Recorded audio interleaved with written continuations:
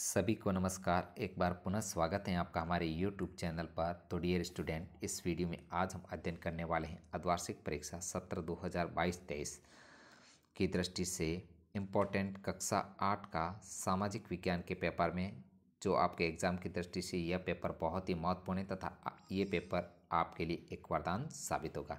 तो आप सभी से निवेदन है कि वीडियो को अंत तक देखिएगा तथा अगर आप चैनल पर नए हैं चैनल को सब्सक्राइब जरूर कीजिएगा, क्योंकि आपके एग्ज़ाम तक जो कक्षा 8 के समस्त विषयों के मॉडल प्रश्न पत्र उपलब्ध करवाए जाएंगे।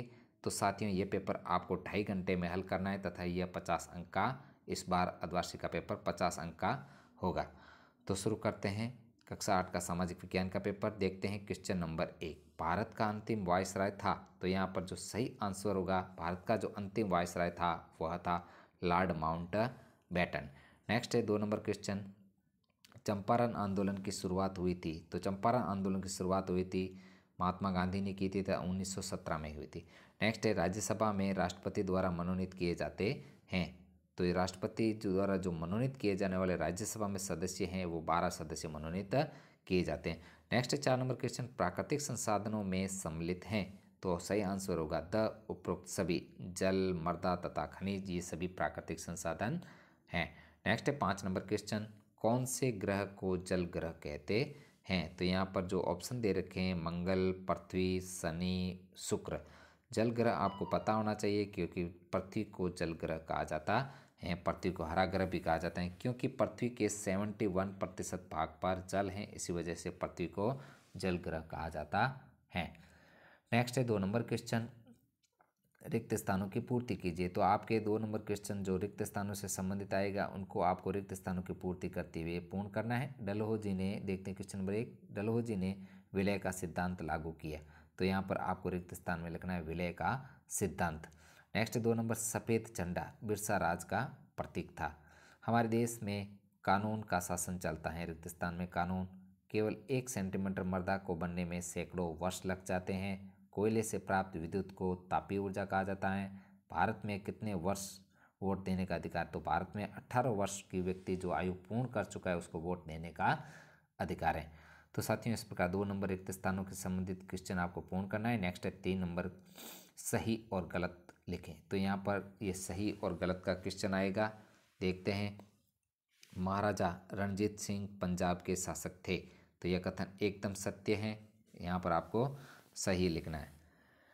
नेक्स्ट है 2 नंबर, जून 1858 में तात्या टोपे को मार दिया गया। तो यह कथन गलत है, आपको यहाँ पर गलत लिखना है। नेक्स्ट है, हमारा देश 26 जनवरी 1950 को आज़ाद हुआ। यह कथन भी गलत है, क्योंकि यह कथन इस प्रकार गलत है क्योंकि हमारा देश जो आज़ाद हुआ 15 अगस्त 1947 को हमारा देश आज़ाद हुआ था, इस वजह से यह कथन गलत है।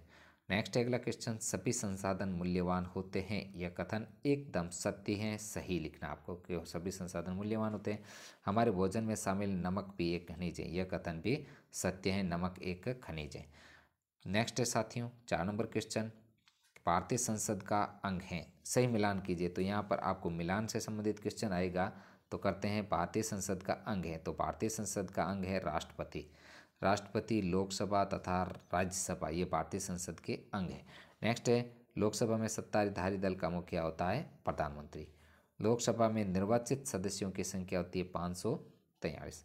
नेक्स्ट है, राज्यसभा में निर्वाचित सदस्यों की संख्या होती है 233 तथा लोकसभा में मनोनीत सदस्यों की संख्या होती है 2। इस प्रकार इसको मिलान करके पूर्ण करना है।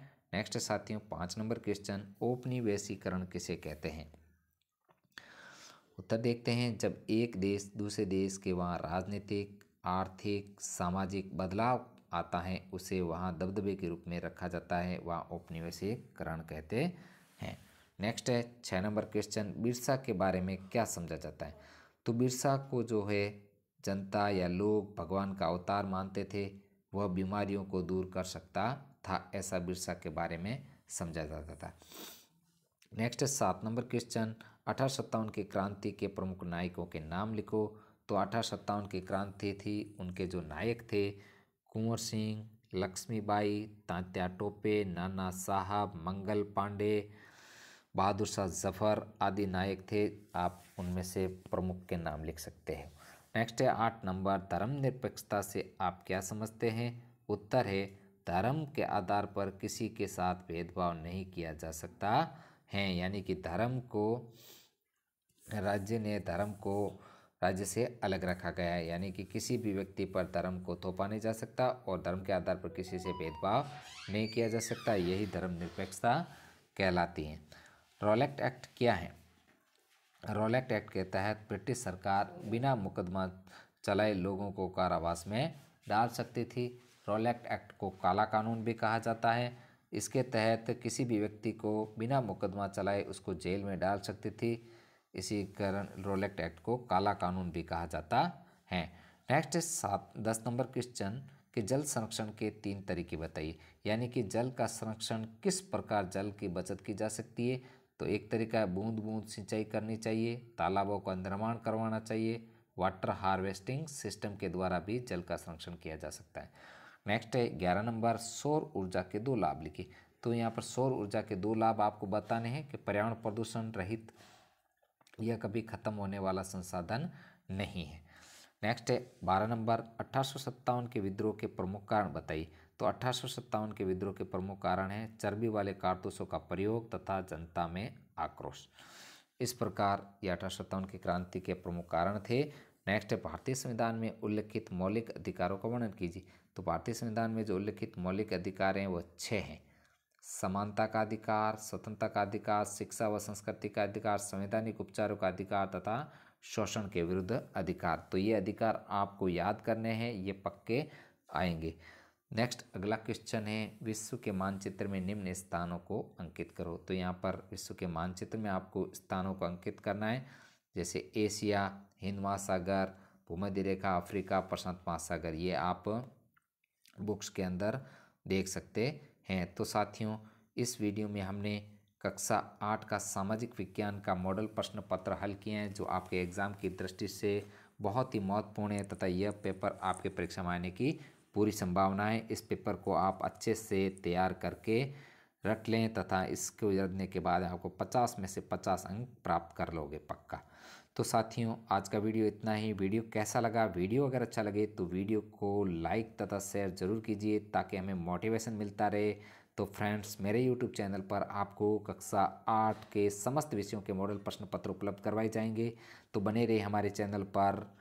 धन्यवाद।